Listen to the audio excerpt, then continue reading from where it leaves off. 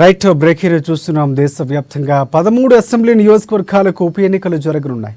7 రాష్ట్రాల్లోని 13 స్థానాలకు July 10న polling, 13న ఓట్ల లెక్కింపు జరగనుంది. కొంతమంది మరణాలు, మరికొందరి రాజీనామాలతో ఉప ఎన్నికలు జరగనున్నాయి. బెంగాల్లో 4, హిమాచల్ ప్రదేశ్లో 3, ఉత్తరాఖండ్లో 2 స్థానాల్లో, బీహార్, తమిళనాడు, మధ్యప్రదేశ్, పంజాబ్లో ఒక్కొక్క స్థానానికి ఉప ఎన్నికలు జరగనున్నాయి.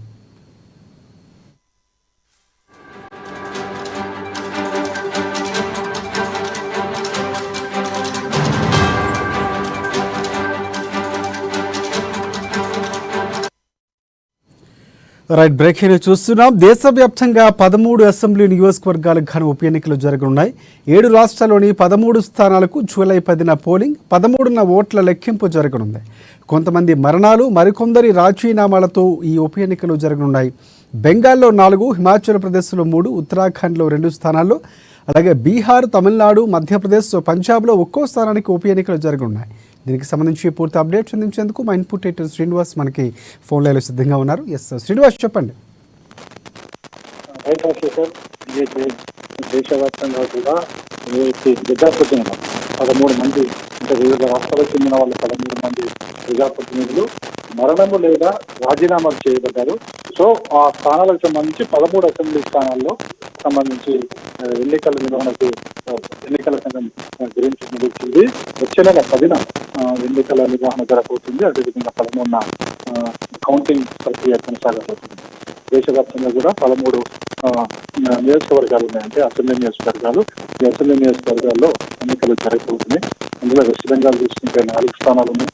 అదేవిధంగా ఇతర రాష్ట్రాలకు సంబంధించి తమిళనాడుకు సంబంధించి 1 స్థానం, అదేవిధంగా వెస్ట్ బెంగాల్కి సంబంధించి 4 స్థానాలు ఇందులో ఉన్నాయి.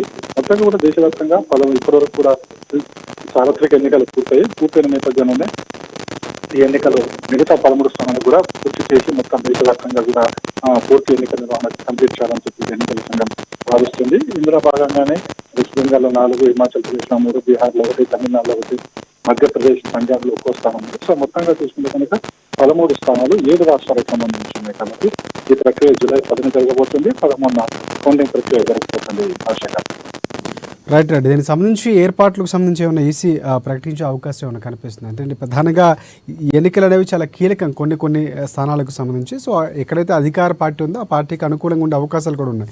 సో ఏర్పాట్లకు సంబంధించి ఏమైనా అప్డేట్స్ ఉన్నాయి మనకి? ఇప్పటి వరకు అయితే ఎన్నికల సంఘం ప్రకటించింది. షెడ్యూల్ కూడా మొదలవుతుంది. షెడ్యూల్ వచ్చిన తర్వాత నోటిఫికేషన్ వస్తుంది. నోటిఫికేషన్ తర్వాత ఏర్పాట్ల మీద ప్రక్రియ కొనసాగుతుంది.